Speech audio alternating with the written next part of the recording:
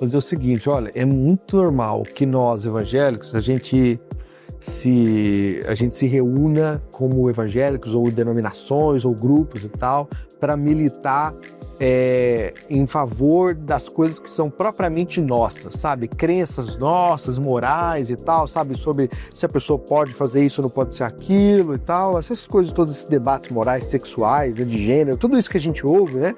É uma coisa tão recorrente, parece que o evangélico ele está sempre pronto a defender o seu ponto de vista aí. Mas para outros casos, aonde, por exemplo, nós poderíamos contribuir com a nossa visão, que não só contribuiria para nós, mas para um bem geral, um bem comum, né, de qualidade de vida, de valorização da família, de valorização da vida individual, do tempo para a saúde mental que nós precisamos fora do trabalho. Para isso a gente utiliza aqueles princípios que são tão próprios nossos na Escritura, né?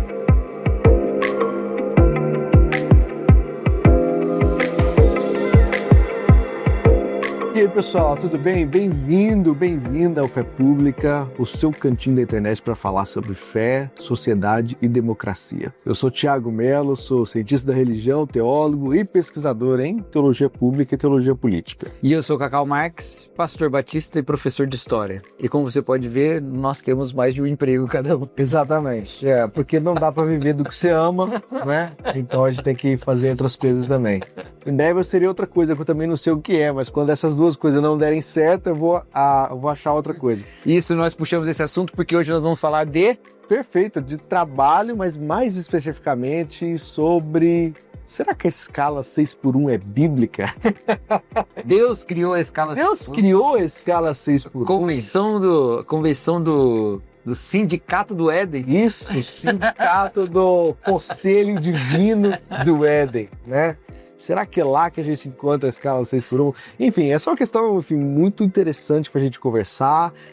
A escala 6x1 não é propriamente o que nós vamos falar assim, de tema central, mas isso é assim, uma das questões mais atuais, né, que a gente tem visto, né? Sobre a questão do trabalho, a nossa relação com o trabalho, como nós somos cristãos evangélicos e como a gente entende isso também a partir da nossa fé. Mas diz aí, Cacau, o que é que a gente vai falar? Vamos fazer um recorte aqui, já que eu estou ao lado de um acadêmico, né? Vamos definir bem aqui o nosso escopo.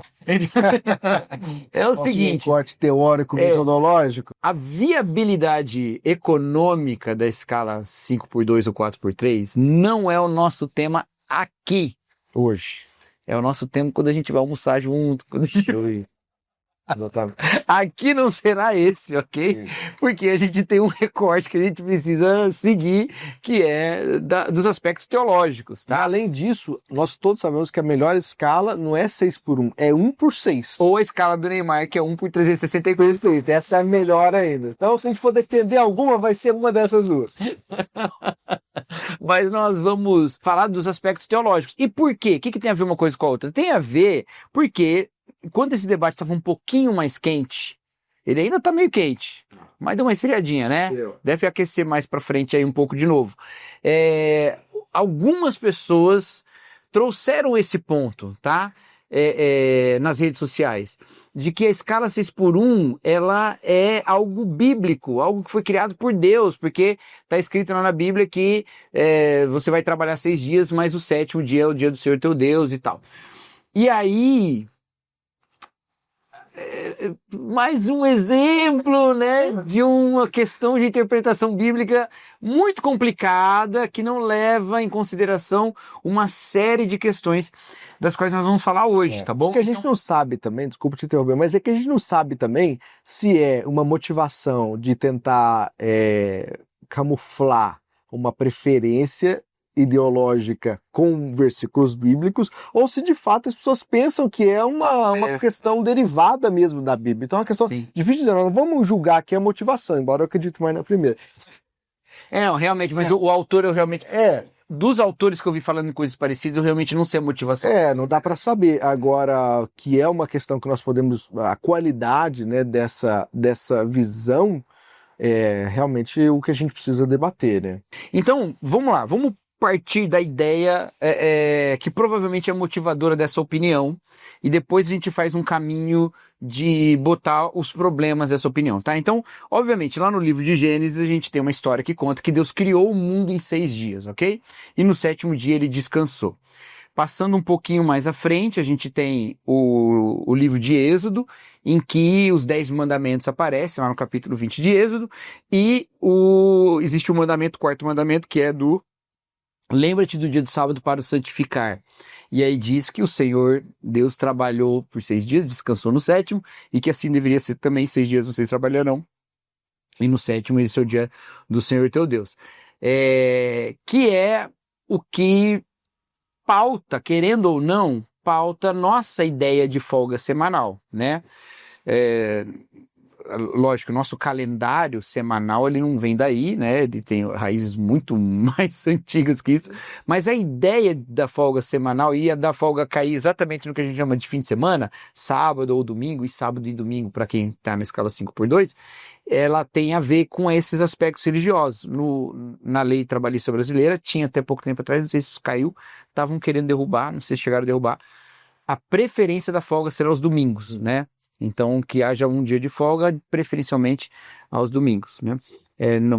Não lembro se isso aí já caiu, mas tinha umas propostas para não ter mais essa preferência. Então, a motivação, a princípio, é religiosa. Então, assim, existe uma intersecção entre esses assuntos, entre religião e a nossa prática de trabalho. Bom, pessoas que fazem essa afirmação, então, Deus inventou a escala 6x1, estão pensando a partir da literalidade do texto, ainda que, e é importante dizer isso quando fala de interpretação bíblica, que leituras que têm esse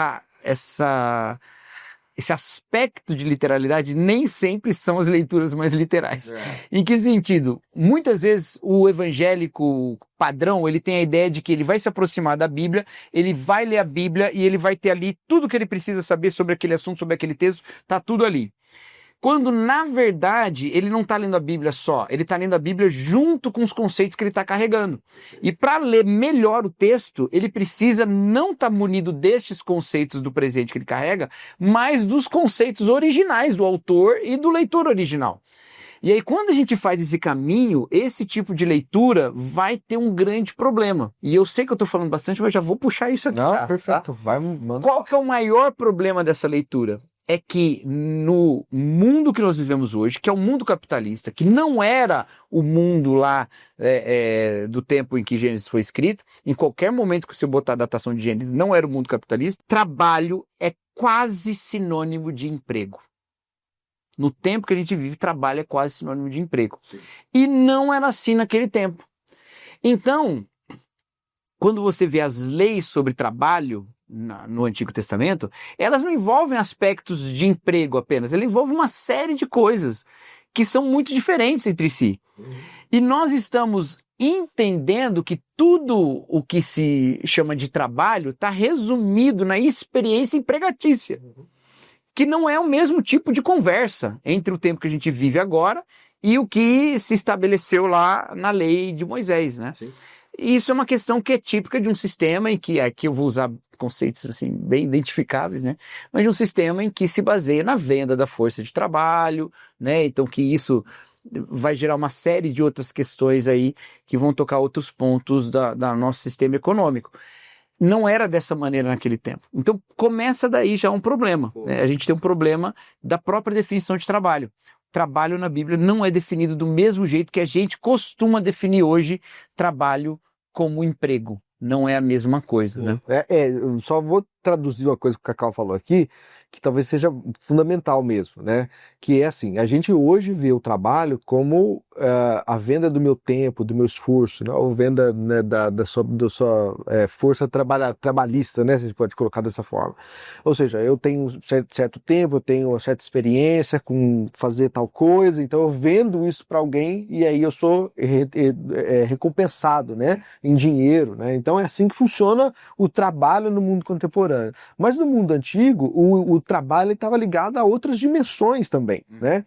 Primeiro de tudo, é que nós temos que pensar em quem que detinha o meio ali, né? Exato. Em que se fazia. Não era o meio de produção exatamente, mas é o meio que se fazia. Talvez pode ser um meio de produção, a terra também é um meio de produção. É um meio de produção, sim. Sei lá, numa vida agrícola também, a terra é um meio de produção. Então, quem tinha aquela terra ali? Bom, depende, claro, do contexto que nós estamos falando, de onde exatamente e quando, né? Mas em boa parte da Bíblia existe uma terra que é daquele próprio povo, da própria família, né? Então você não está trabalhando na terra de outra pessoa, né? Você está trabalhando na sua própria terra. O seu trabalho não tem, por exemplo, as obrigações de bater ponto, né? Você não tem o salário mensal e tal. Você vai fazendo uma dinâmica totalmente diferente de trabalho, né? Você não depende desse sistema que nós acabamos de falar, que é esse sistema econômico capitalista, que de alguma forma equivale trabalho com emprego para que você possa ver o trabalho. Além disso, o trabalho ele também tinha uma dimensão simbólica, que hoje ela se perde, né? Porque hoje a gente tem um mundo muito mais pragmático, certo? Então você trabalha simplesmente porque você precisa do dinheiro, eu preciso pagar meus boletos, senão eu não estava trabalhando, eu queria fazer a escala 1 por 6, mas em vez disso eu preciso de dinheiro, então eu vou fazer a 6 por 1, né? No mundo antigo não é assim que funcionava, né? Você tinha a sua provisão, o seu alimento e tal. Isso também tinha uma dimensão simbólica. Primeiro, familiar. É muito importante no mundo antigo que você possa trabalhar para a contribuição da subsistência da sua família e da sua prole, né? Então é importante, por exemplo, você trabalhar para que os seus filhos tenham o que comer, né? E aí seus filhos tenham outros filhos, e aí você, por meio dessa família, consiga continuar existindo por meio de gerações, né? Inclusive essa é uma das ideias de vida eterna de algumas linhas do judaísmo, né? De que você continua existindo por meio da sua família. Então veja que o trabalho está envolvido nessa dinâmica mais simbólica, né? Ela não está simplesmente na prática de trabalhar e receber salário. Mas para além disso também tem outra dinâmica simbólica que é religiosa, né? Então você trabalha como algo que Deus te dá, né? Uma provisão que Deus te dá. Tá bom que a gente também faz isso em certa medida, mas em muito menor escala do que era no mundo antigo. Então, se você pensa, por exemplo, não no mundo mosaico, né? Na fase onde existem pessoas ali que são, enfim, depois indo para o Êxodo e tal, onde você tem exatamente um trabalho meio escravo mesmo para o Egito, mas se eu pensar assim, na narrativa bíblica de Gênesis, você tem o trabalho como uma coisa dada diretamente por Deus, né? Ou seja, você tem que cuidar desse jardim, você tem que arar, você tem que cuidar dos animais, você tem que cultivar e guardar, como serão os dois termos ali utilizados em Gênesis 1:15, se não me falha a memória. Exatamente, 2:15, né? Então, foi o texto de domingo na igreja, então. Então tá fresco na sua memória. Eu tive que puxar de algum tempo atrás aqui. Então você tem ali uma dimensão religiosa muito clara e muito presente, que no mundo de hoje não existe, né? Você tem, assim, o trabalho como uma coisa meramente pragmática, né? Ou de necessidade, se a gente for colocar nesse termo assim mais cru, né? Eu preciso porque eu preciso trabalhar porque eu preciso pagar meus boletos. Então veja que assim, é uma coisa completamente distinta, né? E isso mexe também na questão de quanto tempo você trabalha e quanto tempo você descansa, né? Por que você vai trabalhar todo dia ou trabalhar todo dia batendo ponto das 8 às 6 na sua terra, né? Primeiro que não existe bater ponto de 8 às 6. Isso é uma outra tranquilidade, né, na vida do nascente ao poente. Exatamente. E aí, eu fui longe demais. Não, mas acho que a gente tem que recuperar esse aspecto teológico mesmo, né, da questão do trabalho e o relacionamento com Deus. Primeiro, vamos lá. A gente está insistindo aqui no Pentateuco, ali nos 5 primeiros livros da Bíblia, de Gênesis a Deuteronômio, porque essa ideia de que Deus é que criou essa escala, a escala é bíblica, ela está concentrada nesses textos. É claro que eles vão aparecer de outras maneiras em outros textos, mas é ali que está a parte mais dos preceitos a respeito disso. Bom, primeira coisa, esses livros eles são escritos em um contexto de debate com sistemas de escravidão, ok? Lembrando que escravidão é um tipo de organização do trabalho que também era típica no mundo antigo e que da própria lei de Moisés tem ali os seus aspectos de escravização e tal. Contudo, tem 2 momentos ali que você pode olhar. Para quem coloca a datação do Pentateuco bem mais para frente, você pode estar pensando já num período de exílio, pelo menos uma versão final ou uma tradição deuteronômica. Para quem coloca as visões mais tradicionais do texto bíblico, que colocam essa datação mais antiga, aí você está falando de uma sociedade libertada de uma escravidão e que está escrevendo sobre isso, ou que está refletindo sobre isso. Bom, você tem figuras antagônicas, especialmente no livro de Êxodo, que é onde está o mandamento do 7º dia. É Deus e o faraó. O faraó é o que escraviza, Deus é o que descansa, o que chama as pessoas para descansar, para um descanso, algo que o faraó não concedia. O faraó aparece como essa figura que diminui os insumos e exige a mesma produção. Ele coloca mais carga sobre os trabalhadores. Enquanto Deus é aquele que fala, vem me adorar, e adorar significará sair da escravidão. Então ele chama para um convívio de escravidão. E Deus se apresenta assim nos 10 mandamentos. Eu sou o Senhor teu Deus que te tirou do Egito, da casa da escravidão. Essa é a visão de um Deus libertador da escravidão. Certo? Como o Tiago bem colocou, essas leis, elas são pensadas em um povo que herda uma terra, e uma terra que é de um povo. E aí nas leis de separação de terra, as famílias recebem terra, e os representantes dos clãs e de cada casa vão receber na sua própria terra. Então quando diz no 7º dia descansa, é da própria terra. Separações que a gente faz hoje, por exemplo, entre o trabalho no emprego e as questões pessoais, não existiam naquele tempo, porque o trabalho era uma questão pessoal, obviamente exceptuando-se as pessoas em situação de escravidão, mas essas pessoas, para quem a lei está sendo escrita, elas estavam trabalhando na sua própria terra. Então essa divisão não fazia sentido.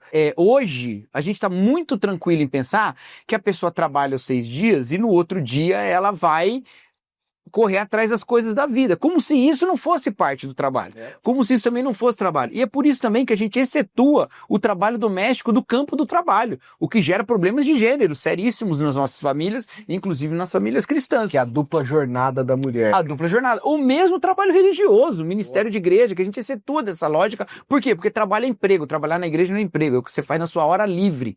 Peraí, entendeu as questões? Então, tudo isso é um conflito entre uma visão moderna do trabalho e a visão antiga do trabalho. Um outro conflito que existe é o seguinte: quando Deus, no texto que o Tiago citou, fala lá para o homem, olha, o texto na verdade não é Deus falando para o homem. Quando o texto fala que Deus colocou o homem no jardim para cultivar e guardar, e logo depois tem a narrativa de Deus que chama os animais para serem nomeados pelo homem, tem um detalhe muito importante aí.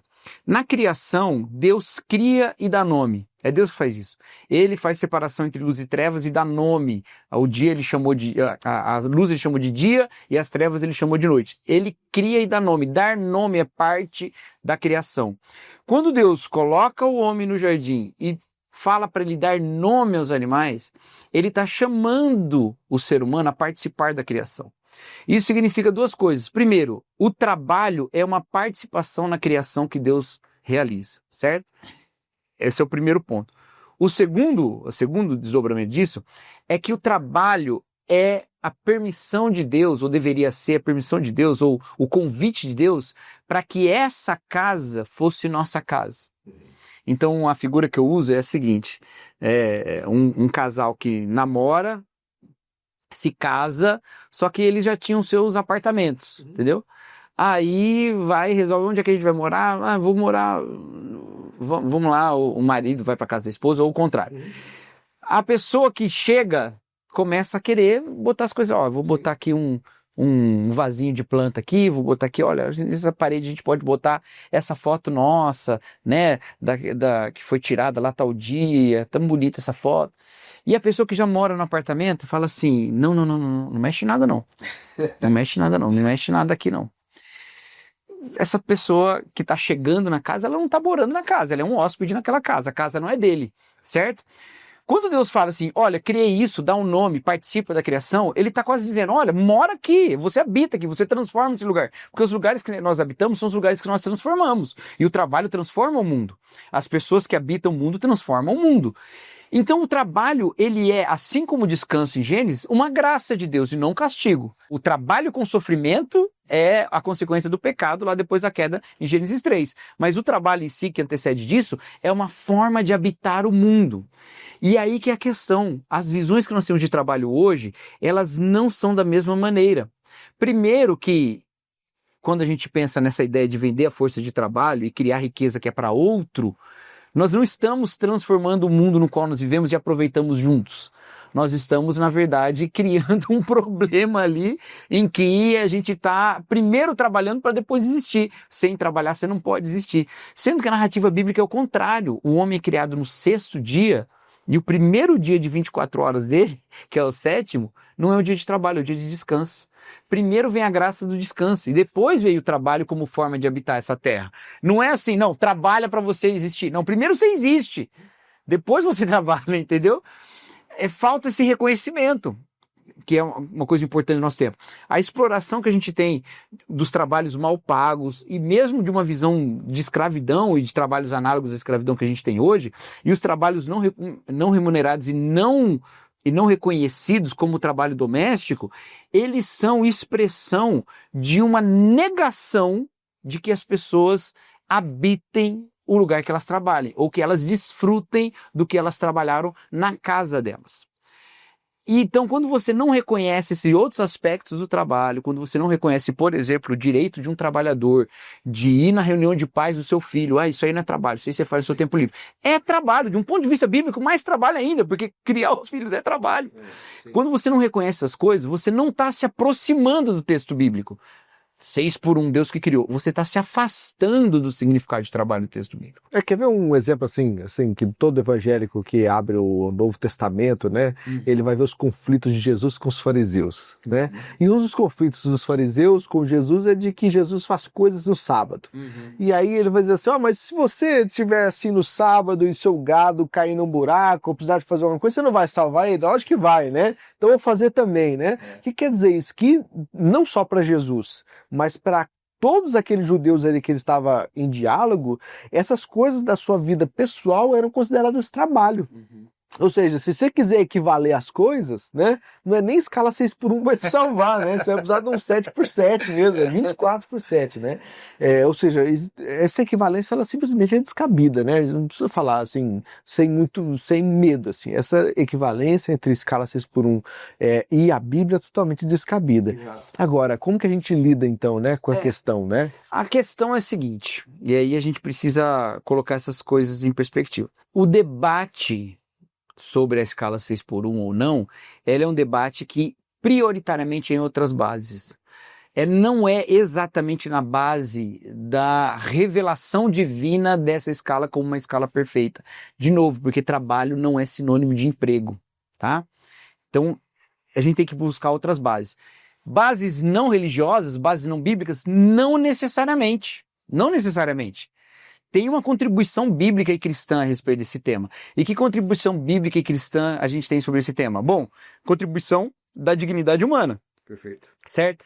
A dignidade humana que envolve uma série de questões sobre a vida que não é só trabalhar.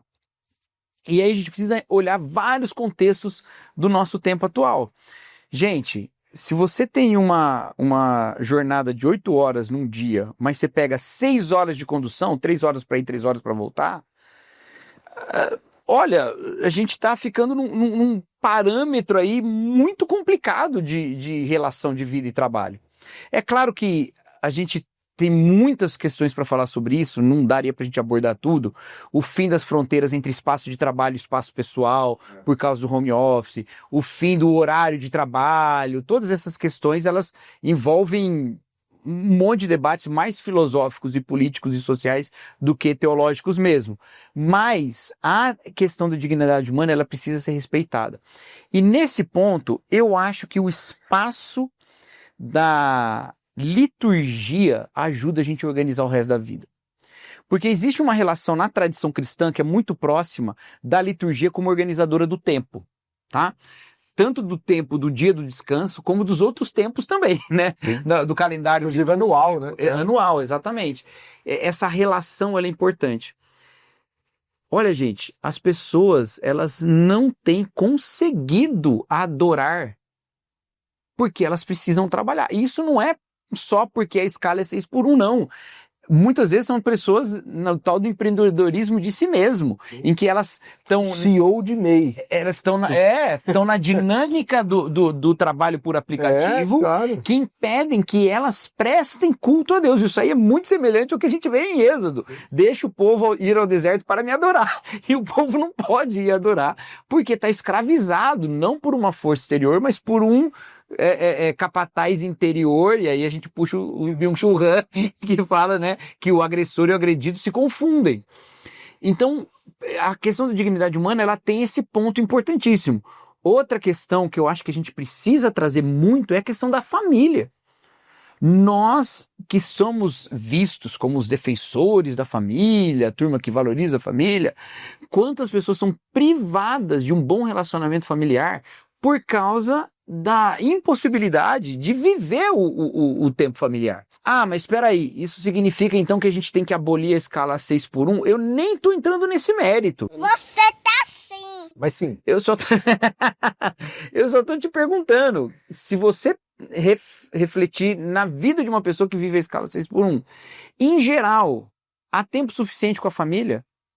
E aí a gente tá falando só do suficiente, a gente não tá falando nem do ideal, a gente não tá falando nem do desejável, a gente tá falando só do suficiente. Então, esses são valores nossos, coisas importantes para nós, porque é muito fácil, enquanto tem um pastor no púlpito dizendo que as famílias estão destruídas, as suas ovelhas estão trabalhando igual um louco e não estão ouvindo nem essa mensagem, porque elas não conseguem estar presentes na vida familiar. Então isso é uma questão a se pensar também e a colocar nessa base toda. Ou seja, a aproximação bíblico-teológica desse tema, quando ela é só dada no assunto do Deus criou a escala 6x1 e acabou, se você está criticando, você está indo contra o que Deus estabeleceu, está ignorando o que é a humanidade do ponto de vista de Deus e como o próprio livro de Gênesis é um desafio a uma escala de trabalho estabelecida pelo faraó. Em que base há esse desafio? Na base da imagem de Deus. Veja, dignidade humana, família, esses temas, eles guardam uma relação com a visão de imagem de Deus. Imagem de Deus era um título que se utilizaria apenas para falar de imperadores, de faraós. Mas quando a Bíblia diz que o ser humano é a imagem de Deus, ele está colocando o ser humano nesse lugar. E quando a Bíblia coloca o ser humano nesse lugar, a gente precisa recobrar o que significa essa imagem e o que significa isso no trabalho. cara, quer ver uma coisa assim que tem tudo a ver com isso? Vou evocar. Escurecido. Então, tá vendo? Mas nós estamos na luz. Já vai esclarecendo lá, ó, tá? Aqui, ó, olha só. Quer ver uma? Vou evocar aqui o cara que eu não evoco há muito tempo, o João Calvino. Olha aí, ó. João Calvino, nas Institutos, ele diz assim que para interpretar, se bem que não é uma obra sobre interpretação, né, as Institutas, né, mas de algum modo para você compreender melhor a lei de Deus, e no caso, sobretudo o Decálogo, né, os 10 Mandamentos, Êxodo 20, você precisa entender o espírito da lei. O que é isso? É o que está por trás do imperativo. Ou seja, não matarás. O que está por trás do não matarás? É a valorização da vida. Exato. Não é isso? Não roubar. Né? O que significa isso? Não entrar nesse conflito, né, com o outro, com aquilo que é a propriedade não absoluta, porque não há propriedade absoluta na Bíblia, o ponto é importante, né? Aquela propriedade relativa para você respeitar a propriedade daquele outro indivíduo. Assim como a mulher do outro, então assim vai, né?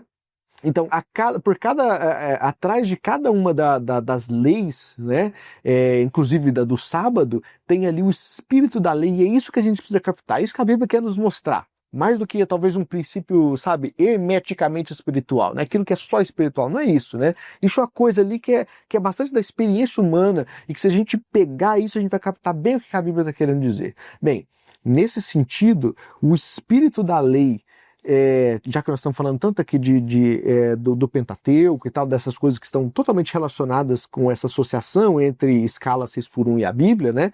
Se a gente quiser ser fiel mesmo ao espírito da lei, ao que a Bíblia está querendo talvez nos mostrar de mais precioso, nós vamos ter que pensar não se pode escala 6x1 ou não, mas qual que é a maneira de trabalho que melhor respeita aquilo que a Bíblia diz sobre o ser humano. Não é? A coisa é ao contrário, entendeu? A gente não precisa fazer assim, olha, a gente tem que defender a escala 6x1, porque sem isso a gente vai ficar, sabe, a economia vai ficar prejudicada, né? A gente vai ter como lidar, e as empresas vão fazer o que no final de semana, né? Como que a empresa, como é que os porteiros dos prédios e condomínios, né? Como é que eles vão ficar? Vai ter que demitir, contratar freelancer e tal. Veja, primeiro que essa questão entra na lei universal do se vira, né? As empresas têm que se virar com a questão que independe necessariamente de escala, não. Existem movimentos na sociedade que só acontecem com uma pressão legal. Exatamente. Mas a questão não é essa. A questão não é se a escala 6x1 tem que ser mantida ou não. A questão é como que, se nós quisermos ser fiéis ao que a gente aprende nas Escrituras, né, sobre o ser humano, é como que nós podemos, na nossa perspectiva individual, mas também social, fazer com que a gente tenha uma proximidade maior entre essa dignidade e valorização da vida humana, que é tão clara no espírito da lei, né, nas nossas vidas de trabalho também,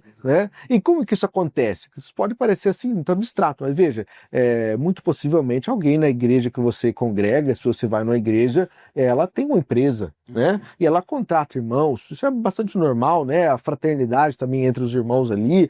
Veja, esses irmãos, eles não podem estar submetidos um emprego de exploração, entendeu? Eles precisam de alguma forma ali estar adaptados de um modo que tanto a empresa consiga subsistir, ter seus lucros, porque esse é o objetivo de uma empresa, mas quanto também refletir de algum modo essa compreensão que a gente tem de dignidade humana, de valorização da vida, valorização das nossas relações, o tempo que a gente tem para nós mesmos, para Deus, para cuidar da criação, para cuidar da nossa casa, enfim, tantas coisas que estão envolvidas nessa conversa, né? E também existe o contrário. E aí aqui é onde a gente entra na possibilidade de nós, como indivíduos, participarmos de movimentos maiores, né, da sociedade.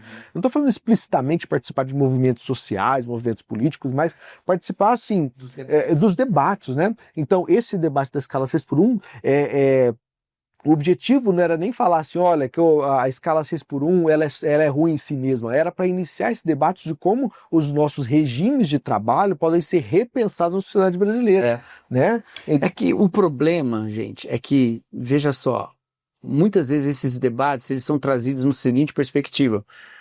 Olha, mas essa decisão ou esse caminho vai trazer prejuízo. Aí a gente coloca no ápice das nossas decisões sobre relações de trabalho o lucro. Perfeito.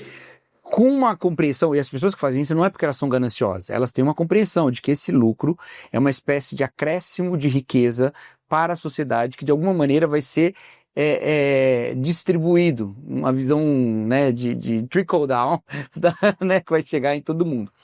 E de fato, a princípio, a gente vê isso na lei do roubo mesmo, que o Tiago falou. Por que o roubo, por que tá lá, não roubarás lá, não furtarás lá no decálogo? Porque a ideia do trabalho é a ideia de você acrescentar uma riqueza que de fato é uma riqueza para todo mundo. É usar a terra na sua função social de alimentar as pessoas. É esse tipo de coisa. Então se você não trabalha e rouba, você está tirando comida de alguém e não está dando comida para ninguém. Você não está trabalhando para que pessoas se alimentem. Essa é a visão. Então, por isso que o roubo é problemático. Ele não é um trabalho legítimo. O trabalho legítimo, ele de fato acrescenta. O problema é que no meio desse caminho, nós estamos num sistema que não valoriza de fato o trabalho. Valoriza outras posições que têm o privilégio e a prerrogativa de acumular mais ou menos frutos desse trabalho. O que é algo que a Bíblia critica bastante. Por exemplo, quando o maná cai no deserto e eles vão colher o maná, e colher o maná é um trabalho, curiosamente, né? Porque pode falar, comida não cai do céu, tem que trabalhar porque comida não cai do céu. Mas a ideia de buscar a comida que caía do céu era trabalho, tanto que eles não podiam ir no sábado, porque era trabalho. Então eles tinham que ir nos outros dias. Quando eles pegavam e eles saíam, iam para seus lares, cada um tinha pego o suficiente para sua família, nem mais nem menos, né? Então essa ideia da suficiência do ganho que você tem. Fica lá também nas espigas de milho, se deixar um pouquinho de sobra lá para pessoas que não têm, elas poderem se alimentar. Exatamente. E tal, né? Existe um princípio maior do que o lucro, do que o ganho. Por quê? Porque se o lucro for maior, a gente vai ter um problema que esse trabalho que acrescentou para o sistema riqueza não vai devolver para o trabalhador a mesma quantidade de riqueza que foi produzida. Então isso vai trazer um problema aí. A Bíblia vai criticar isso de várias maneiras. Tiago vai fazer essa crítica, por exemplo, né? Não esse Tiago, o Tiago da Bíblia, ao falar que dos ricos que roubam o trabalho, que roubam o salário dos pobres, né? Que não dão o salário digno. Tem Paulo mesmo falando aos Tessalonicenses que não trabalha, que também não come, né? E você pode pensar, tá vendo? Tá criticando Pode falar vagabundagem? Isso é palavrão, não é? Não, né? Acho que não, né? A vagabundagem. Gente, eu tô com uma coceira aqui no nariz do meu bigode aqui. A vagabundagem, tá criticando a vagabundagem. Não exatamente. Quem não trabalha também não come. Talvez quem não trabalha seja justamente a galera rica que não trabalha, né? Tem debate sobre esse texto. E aí, tem várias críticas sobre essa questão. A gente não tá num sistema que tem recompensado o trabalhador com a dignidade da produção da sua riqueza. Pelo contrário, os países estão se tornando cada vez mais desiguais, as sociedades estão se tornando cada vez mais desiguais, e alguém pode até falar, olha, mas hoje um trabalhador normal vive muito melhor do que na geração anterior. Sim, porque houve um avanço científico que gerou alguns confortos. Ao mesmo tempo, o trabalhador atualmente não consegue sustentar uma casa se não for ele e a esposa trabalhando. Enquanto meu avô trabalhava só ele, minha avó não trabalhava. E também não consegue adquirir bens básicos como uma casa, por exemplo, né? Não que Exato. é um bem básico em um sentido, né? É moradia, né? Então a moradia própria é uma questão que... né? Curiosamente, hoje, Vai. todo mundo tem acesso a todo tipo de entretenimento possível, que antigamente era só um luxo, e a gente tem acesso a todos os filmes, todas as músicas, tudo por um valor muito pequeno, e não tem acesso a casa e comida. Exato. A gente virou numa questão, basicamente um pão e circo. Você tem acesso ao entretenimento e à distração, você não tem acesso ao que é básico, né? Então, a gente tem que pensar essas coisas. E eu acho que a Bíblia fornece subsídios para a gente pensar nessas coisas. A gente questionar esses regimes de trabalho, questionar essas formas de recompensa e essas explorações mesmo do trabalho, para que a gente possa alcançar formas mais justas de vida, né? E mais prósperas também, né? Claro. E a gente já falou, né, naquele episódio, se você não assistiu, esse episódio tá bem legal, se o cristão é de direita, né, o cristianismo é de direita, a gente falou lá numa das nossas conclusões, que a gente teve várias, né, durante o episódio, uma delas é de que a gente, sabe, não precisa ficar tentando acomodar, sabe, a Bíblia com a nossa pertença ideológica, sabe, ou acomodar, assim, artificialmente, né, que é o que acontece, assim, muitas vezes, sabe, então, a gente não precisa disso, sabe, a gente não precisa para concordar com a pessoa que você vota, com quem você tem certo apreço, né, político, você não precisa concordar com isso tentando arrumar argumentos bíblicos, sabe? Não precisa disso. A gente pode ser simplesmente assim, coerentes, né, tanto bíblica quanto politicamente, dizendo, olha, eu acredito que a escala 6x1 pode ser uma coisa positiva, se é que alguém pensa dessa forma, né? E ao mesmo tempo, não é a Bíblia que diz isso. Talvez eu estou pensando nisso porque certa conjuntura econômica me leva a pensar dessa forma. E tudo bem, né? Essa é uma liberdade de pensamento que nós devemos ter mesmo, né? Agora, a lógica bíblica não parece demonstrar isso, né? Essa é a questão que a gente trouxe aqui hoje. Exato. Porque a gente acostumou bastante com essa nossa... Com esse mundo que de fato a gente não pode ignorar. Esse sistema que a gente vive, ele teve os seus benefícios e tem os seus benefícios, né? Mas a gente também encontra limites nisso e hoje a gente encontra isso de maneira muito evidente e é necessário que a nossa organização como sociedade estabeleça valores que são mais do que o lucro, mais do que a riqueza, que sejam valores da dignidade humana, da própria dos direitos e da justiça, né? Sim. Ó, eu vou dar uma última cutucadinha aqui, mas bem de leve assim, para dizer o seguinte, olha, é muito normal que nós evangélicos, a gente se reúna como evangélicos ou denominações ou grupos e tal, para militar em favor das coisas que são propriamente nossas, sabe? Crenças nossas, morais e tal, sabe? Sobre se a pessoa pode fazer isso ou não pode ser aquilo e tal, essas coisas, todos esses debates morais, sexuais, né, de gênero, tudo isso que a gente ouve, né? É uma coisa tão recorrente, parece que o evangélico ele está sempre pronto a defender o seu ponto de vista aí. Mas para outros casos, aonde, por exemplo, nós poderíamos contribuir com a nossa visão, que não só contribuiria para nós, mas para um bem geral, um bem comum, né, de qualidade de vida, de valorização da família, de valorização da vida individual, do tempo para a saúde mental que nós precisamos fora do trabalho. Para isso a gente não utiliza aqueles princípios que são tão próprios nossos da Escritura, né? Pô, a gente podia fazer um exercício aí, né, de repensar mesmo como que é a nossa apropriação da Bíblia. Talvez essa seja uma questão para outro dia que eu desconfio de uma coisa. Posso lançar uma desconfiança aqui que não tem nada a ver com o episódio? Eu tô achando o seguinte, tem umas pesquisas aí que estão mostrando umas coisas, mas eu preciso de dados, né, para não falar uma besteira enorme, só uma besteira pequena. Mas mata a nossa curiosidade, por favor. Que é o seguinte, estão dizendo que existe uma proeminência da pertença política sobre a pertença religiosa. Que quer dizer isso? Que a sua visão de mundo é mais moldada pela sua pertença ideológica, política, pelas suas preferências, sobretudo num mundo polarizada Sim. do que religiosa. Sim. O que significa isso? Que é mais fácil a gente tentar encobrir as nossas ideias políticas com ideias bíblicas do que pegar a Bíblia e informar a gente sobre a vida política. Um dado que corrobora com isso, não é brasileiro, mas americano, é que houve uma pesquisa de... agora. É melhor não falar Tá isso. vendo? É por isso que eu falei que eu É vou melhor trazer não dados falar, depois. porque como eu não estava preparado, eu não Vou trazer dados consultei. depois. Mas eu vou consultar. É alguma coisa assim da autodeterminação como evangélico nos Estados Unidos subiu no momento em que o Trump começa a apelar para o eleitorado evangélico, né?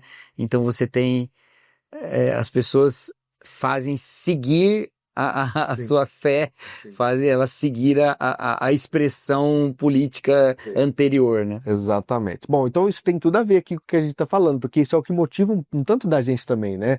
A gente vendo aí quantos evangélicos têm ali, sabe, utilizado essas ideias de escala 6 por 1 vindo da Bíblia e tal. E no final, acho que a nossa maior preocupação aqui, eu acho, é essa realmente, né? Da gente poder compreender por que a gente pensa como pensa, defende o que defende, como indivíduos, como cidadãos. E qual relação isso tem ou não tem com a nossa fé. Entendeu? Porque se a gente não tiver essa clareza, as coisas vão ficar muito confusas e é muito fácil afirmar que o evangélico é assim, ou que... né, e a gente seguir o barco, né? É importante que a gente tenha essa posição firmada nessas coisas. Então, quando a gente vem aqui, fala de um texto bíblico usado de uma maneira e diz não faz sentido esse tipo de uso, ou esse texto não está dizendo dessa maneira, a nossa ideia não é dizer, então você precisa agir de outra maneira. A nossa ideia é dizer, olha, você quer defender essa visão, você acha que ela é mais justa, porque acho que todo mundo está buscando sempre o que é mais justo, você acha que ela é mais justa? Procure argumentos melhores. Não recorra a argumentos que não são aquilo que o texto não está falando. Né? Pô, é isso aí, né? Isso aí, e aí, tem recomendação?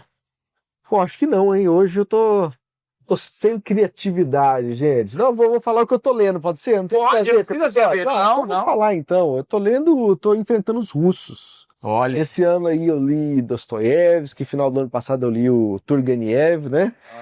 E agora eu tô lendo Tolstói, tô lendo A Morte de Ivan Ilitch. É um livro super legal, muito interessante. Quem gosta de literatura aí russa, pô, um clássico, muito bom. Eu quero recomendar um livro que eu tô lendo também. Não tem muito a ver com o episódio, mas tem um pouco. A Imaginação Profética, do Walter Bruegel. Rapaz, que livro, hein? Sei que foi relançado agora. Relançado pela Thomas Nelson. Brasil. Eu tenho uma categoria na minha abordagem da cultura que é coisas que eu gosto, apesar de não concordar. E tem uma banda que eu gosto muito, e eu não concordo exatamente com as teses que ela defende. Mas ela provoca tanto meu pensamento que eu gosto de ouvir. Você já me falou dela. Que é uma banda brasileira chamada El Efecto, né? El Efecto. E tem uma música deles que chama O Drama da Humana Manada, sobre trabalho.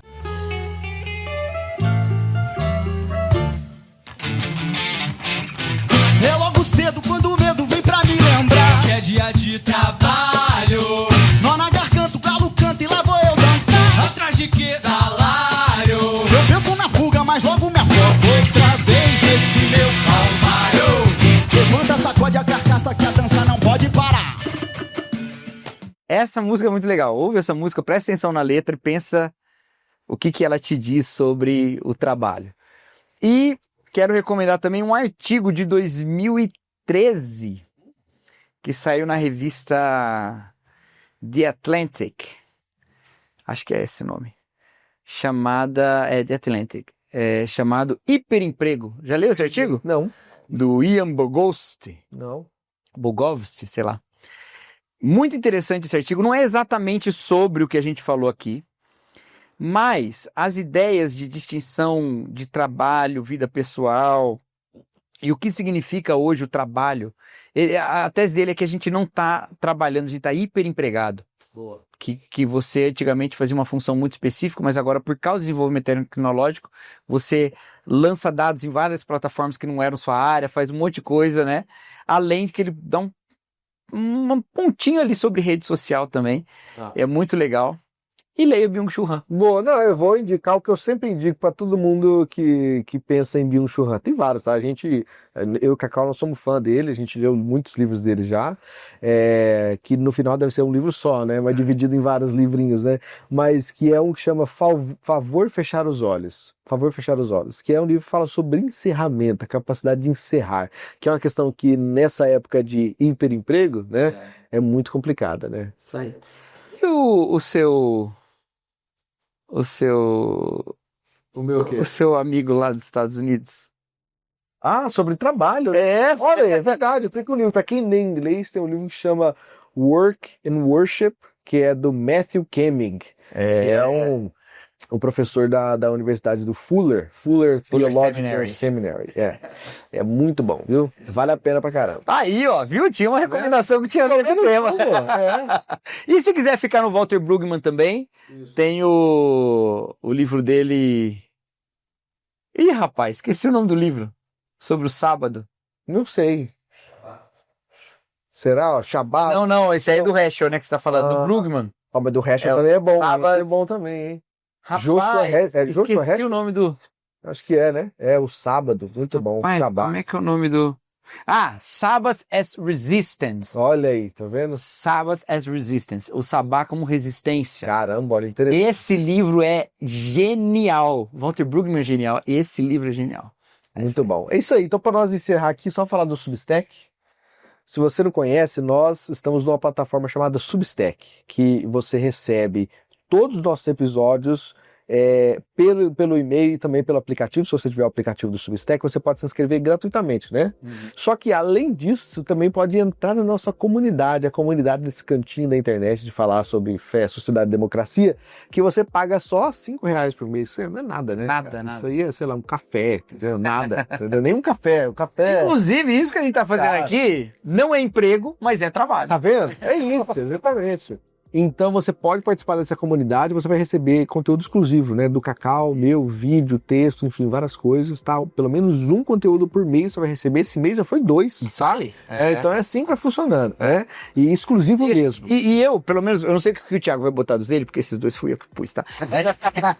Eu acho que é legal deixar isso claro, porque às vezes a galera não segue. O que eu tô colocando lá são questões teológicas do mundo presente. Aqui, a gente até hoje o episódio foi um episódio de uma questão mais presente, mas nem sempre são de questões mais presentes. São questões, às vezes, mais perenes e tal. E o que eu tô colocando lá são questões mais pontuais e presentes mesmo, né? Coisas do nosso tempo. Então, é isso. Inclusive, se tiver sugestões, você que é um membro pago aí, tiver sugestão, manda pergunta, a gente faz. A gente faz conteúdo, tá certo? E se você quiser ainda ser assim, ainda mais especial no nosso coração, mentira, todos são especiais, mas se você quiser nos ajudar a ir um pouco mais longe, você pode ser um apoiador fundador. Que é basicamente alguém que nos ajuda, pagando um valor que é anual, né?